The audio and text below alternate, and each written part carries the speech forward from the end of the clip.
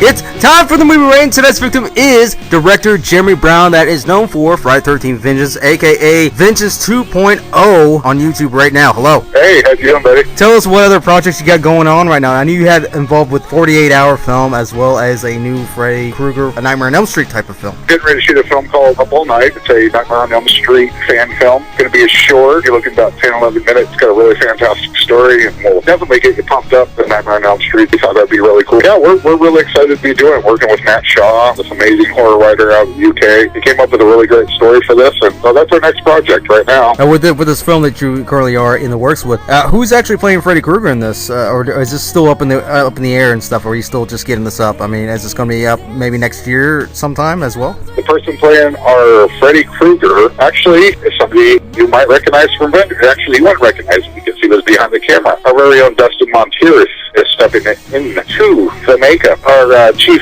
special effects guy on Vengeance, Chad Buffett, has access to Robert Englund's actual face mask, so we can actually mold the pieces straight from Robert Englund's face onto Dustin.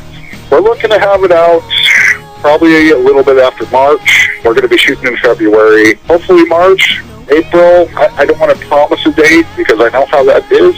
April or May, latest. Now, after directing Vengeance, do you feel that inspiration can rise to even a different level for you now? Or do you think you actually might be afraid of what you can inspire with your next project or even this project? I think when you do any movie, there's something you get from every film. And I don't know if it changes your inspiration as a director. I think you learn things from what you did with that film, and you try to bring the good things that you learned into the next project that you do, and you kind of forget all the bad stuff that happens.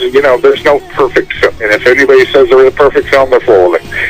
It makes you pay very close attention to everything, and one of the best things you learn from that is you learn to work with a lot of great people at the same time, and it gets you more comfortable directing a large group of people versus, if you're only working with one or two actors at a single time, it's a lot easier to focus. With this, you have to focus on everybody, and it becomes a challenge as a director because you tend to be a little more forgiving than you normally would. The fact is that you also work with Steve Dash and CJ Graham, both being in the Friday 13th franchise. Did it actually change your directorial vision in some aspect because you're working with people who have already had experience trying to get this vision out in terms of story? Well, one of the cool things with working with, seasoned pros like, CJ Graham and Steve Dash is, Steve Dash gave me a phone call, and that was awesome because I wasn't able to go down to Florida. I'm not a guy who likes to get on airplanes. I just don't care for him. I'm basically the John Man in the film. I just really don't want to be on an airplane. I was able to talk with him on the phone and give him a general idea of what I was looking for. He's such a pro.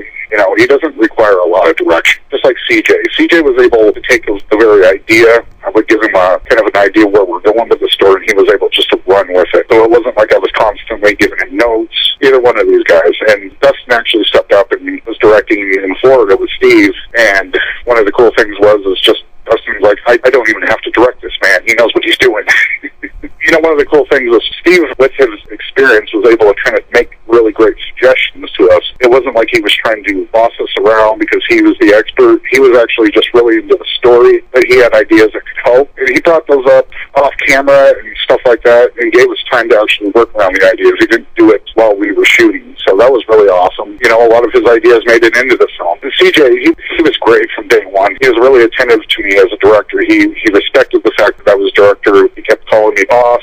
He would always check in with me. He would ask how I felt about performance. He didn't treat me like I was an inexperienced director. He treated me like I was the boss. I knew what I was doing, and he would respect whatever I asked him to do. And it's that kind of professionalism that really was just overwhelming about him. He was phenomenal. Do you think having a fan film underneath your belt is a good form to show your craft than give anybody a false impression that as a hobbyist instead? There's the dangers of that. People are like, well, you just made a fan film. Anybody can do that. But you kind of find out it's a lot more nuanced than that. You do have a built-in audience, but that built-in audience has expectations that you have to meet. If you're not a fan of this franchise and you try to go make one of these fan films, they are going to rip you a new one. So we had to go into it with absolute respect to the franchise, and I think it's important that you don't let the fan film take over your life.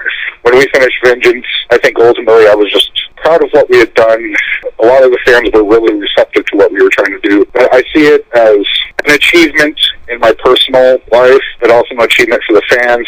so I can move on to the next creative project, and people will know that we put our heart into everything we do. Especially even the horror community, even people that are not exactly huge on Friday the 13th in terms of off and on this franchise, but when they see the word fan film, especially let's say if your name's attached to it and stuff like that, they'll have a different opinion about it, even if they haven't seen the movie. The fact is like, oh, okay, someone just made a fan film. It's like, what's up with all these fan films and stuff? The fact is, it's still almost a message to these studios, or a message to, to give us something more of a different value, of a different perspective view, of a different anything, but still keep that same element in place in the center of the whole film. And if you gotta have a couple of fan films to prove that point, that's the only way that's going to work. If you can't just solely rely on studios just to hope to have a fresh idea of a new Friday the 13th, a Halloween, or whatever, because that's kind of rare now. Yeah, and that's the biggest thing.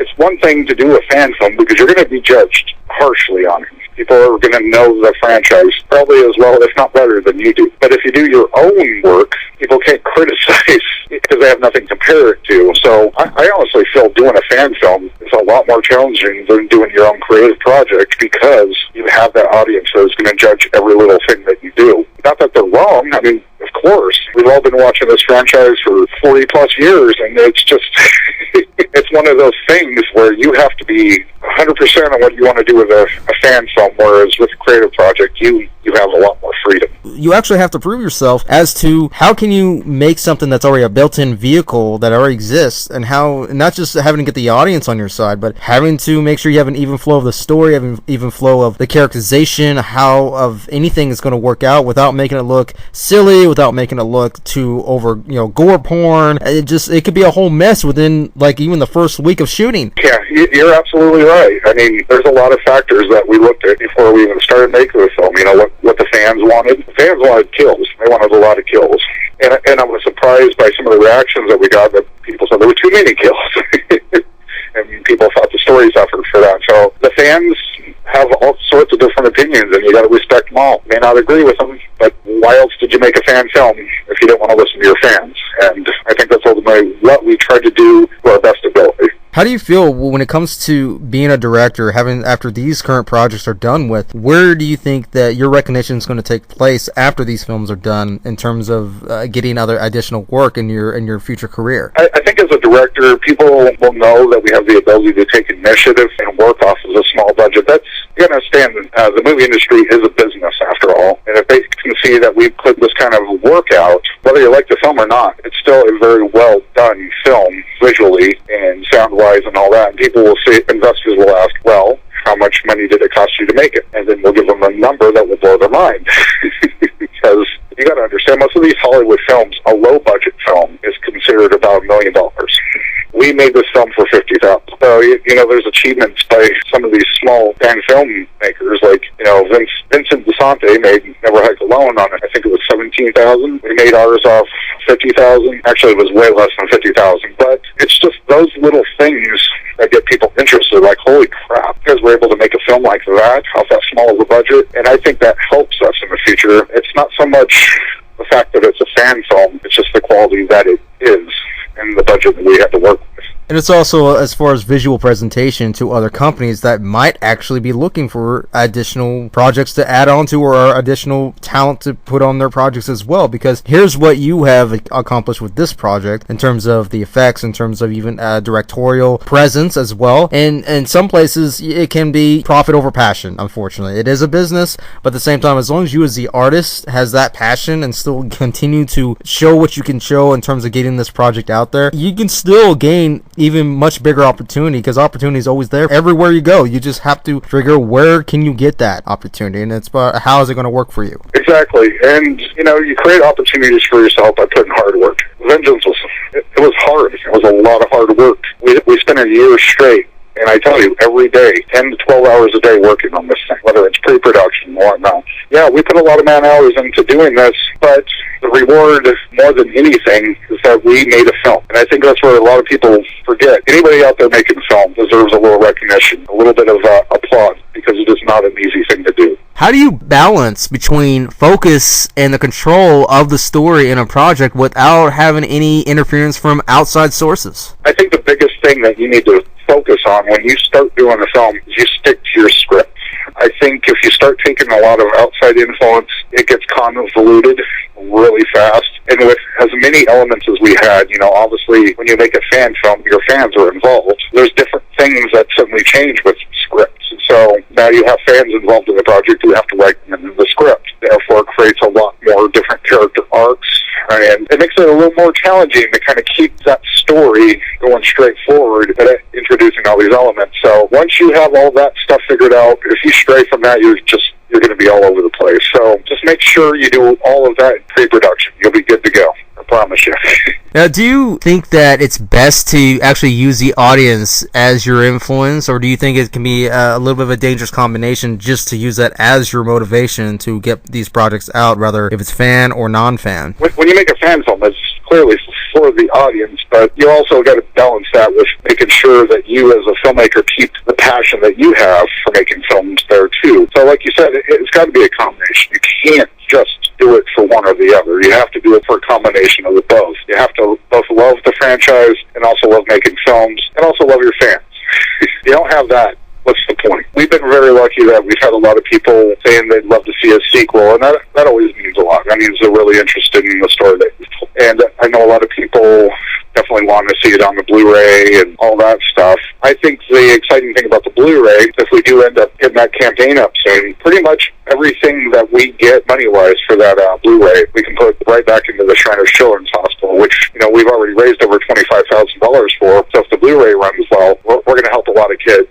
And I think that's the most exciting thing about what we've been able to do with this project is not only do we get to give fans something really new and unique, but we get to help a bunch of kids while we're doing it. Have you ever thought of actually putting Friday 13 Vengeance in different stream media platforms to where you can still do it without costing you any money, and as well as not breaking any kind of copyright infringement laws or anything like that? We've always felt YouTube is probably the most accessible platform for streaming. As far as like Amazon or anything like that, there's too many situations where they have to pay you a certain amount per view or per minute. I'm not sure exactly how that model works, but there's no way we could really do that. So we're most likely going to stay with YouTube, and obviously Vimeo. We want to make sure it gets to everybody for free, and that's always been the intent of this film, is for the audience to have it for free and watch it whenever they want. Go ahead and plug in any project websites that we can check out right now, or even give a message to all the Vengeance crew and fans if you like. I want to say I'm really proud of my team. Came a long way, guys. Combined total almost 700,000 views on Vengeance. That shows that people maybe do like what we're doing. I want to plug the Up All Night, Nightmare on Elm Street page, ran by Matt Shaw. Come check us out. I think you guys will see that we're going to do something pretty awesome with the Freddy series as well. And a lot of love for Mike the Movie Race, who has been supporting Vengeance from the very beginning, doing all our interviews, helping out. So a lot of love to you, man. There you have it, everybody. That is director Jeremy Brown. Yeah.